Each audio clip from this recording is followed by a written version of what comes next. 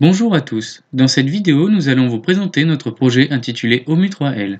Il s'inscrit dans le cadre de la formation Génie électrique à Polytech Clermont-Ferrand.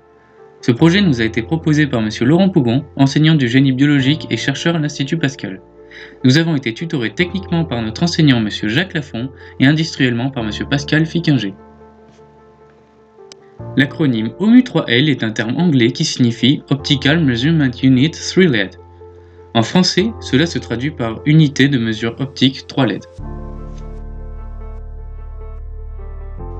Notre client possède un système contenant des cultures biologiques appelées biomasses. Pour surveiller son évolution, il devait prélever manuellement un échantillon puis le placer dans un appareil de mesure. Ce dernier lui permet de connaître la densité optique, c'est-à-dire le pouvoir d'absorption de la solution vis-à-vis d'une source lumineuse. Ce procédé étant très fastidieux, il a donc exprimé le besoin de se munir d'un dispositif de mesure automatique. Les principales fonctions et contraintes du cahier des charges sont les suivantes. L'objectif principal est de pouvoir mesurer l'absorbance automatiquement en éclairant la solution avec 3 LED tout en contenant une partie de la culture biologique. Le client désirait aussi pouvoir choisir le mode d'éclairage, manuel ou automatique, calibrer ses mesures et enfin récupérer l'information qui est la valeur de la densité optique avec une indication sur la LED allumée. Pour répondre à cette problématique, voici le boîtier que nous avons conçu. Il présente principalement deux parties. La première partie est celle qui permet d'effectuer les mesures. On distingue trois éléments. Au centre, une cellule de mesure avec des propriétés translucides afin d'éclairer la solution et d'en récupérer l'absorbance.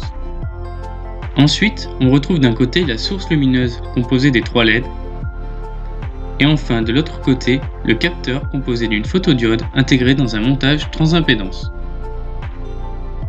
La deuxième partie est celle de la gestion électronique. On retrouve ici un connecteur pour l'alimentation, un autre pour la programmation, deux boutons pousseurs pour la remise à zéro et le calibrage, ainsi que trois interrupteurs pour commander les LED manuellement, et enfin trois fiches permettant de récupérer les signaux de sortie. Tous ces éléments sont connectés à une carte électronique qui fait l'interface avec les deux cartes de la partie mesure. Elle permet également de régler l'intensité lumineuse des LED et sélectionner le mode de fonctionnement. On retrouve au centre de cette carte le microcontrôleur ESP8266 chargé du fonctionnement du système. Il intègre un affichage local qui permet au client d'obtenir rapidement des informations sur l'état de la mesure.